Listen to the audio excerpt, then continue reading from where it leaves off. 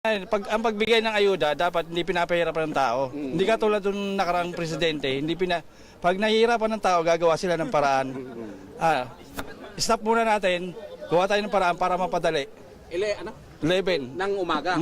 Hanggang ngayon. Hindi pa nakukuha yung 5,000. Hindi pa. Oo. 5,000 lang kukunin. Kung gaano pinahirapan yung mga tao, mga rider, gano'n na lang. Hindi nila naisip yun. Basta ang inisip lang nila, nagbigay kami ng ayuda, tapos na yun. Ilang oras ka na nakapila? Almost 13 hours na po. 13 hours. Yes. Bakit umabot ng nagtyaga ka ng ganong katagal? Dahil sa 5K na yan!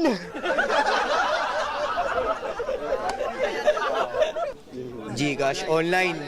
Online wallet. Para walang pila. Para walang pila.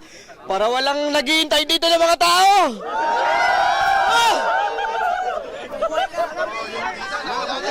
Kanina may nahimatay daw rito eh. Meron na po, may namatay na po dito sa lugar na to. At sumalangit daw ang kanyang kaluluwa. Ayun po. Dahil sa sobrang Sa init po, sa sobrang lakas ng init. Lahat po ng rider dito ay naiinitan at napapagod. At nauuwaw. Walang libreng tubig! Anong oras kayo pumila? Alas 6 po ng umaga.